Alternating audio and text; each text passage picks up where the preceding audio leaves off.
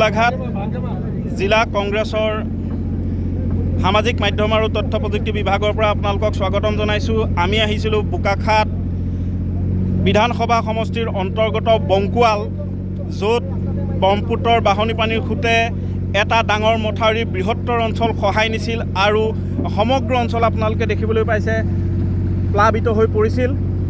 এই অঞ্চলত আজি আহি উপস্থিত হৈছিলেহি অসম প্ৰদেশ কংগ্ৰেছ কমিটিৰ মাননীয় সভাপতি ভূপেন কুমাৰ বৰা ডাঙৰীয়া। তেখেতক আজি সংগ দিলে গোলাঘাট জিলা কংগ্ৰেছৰ মাননীয় সভাপতি গোলাপ শইকীয়া, অসম প্ৰদেশ কংগ্ৰেছ কমিটিৰ মাননীয় সাধাৰণ সম্পাদক বিতুপন শইকীয়া ডাঙৰীয়া, অসম প্ৰদেশ কংগ্ৰেছ কমিটিৰ সাহায্য আৰু পুনঃসংস্থাপন বিভাগৰ উপসভাপতি অমৃত বুঢ়াগোহাঁই ডাঙৰীয়াকে আদি কৰি গোলাঘাটৰ জ্যেষ্ঠ নেতৃবৃন্দ, ব্লক কংগ্ৰেছ, মণ্ডল কংগ্ৰেছ, যুৱ কংগ্ৰেছ, মহিলা কংগ্ৰেছ, কিষাণ কংগ্ৰেছ ইত্যাদি বিভিন্ন চেলছ আৰু ডিপাৰ্টমেণ্টবিলাকৰ অধ্যক্ষসকলে, নেতা কৰ্মীসকলে সংগ দিলে গোলাঘাট জিলা কংগ্ৰেছৰ অন্তৰ্গত সাহায্য আৰু পুনঃসংস্থাপন বিভাগৰ লগতে গোলাঘাট যুৱ কংগ্ৰেছৰ সদস্যসকলে বানাক্ৰান্ত ৰাইজৰ মাজত আজি খাদ্য সামগ্ৰী, নিত্য প্ৰয়োজনীয় সামগ্ৰী, বিশুদ্ধ খোৱা পানী যোগানৰ ব্যৱস্থা কৰিছিলে।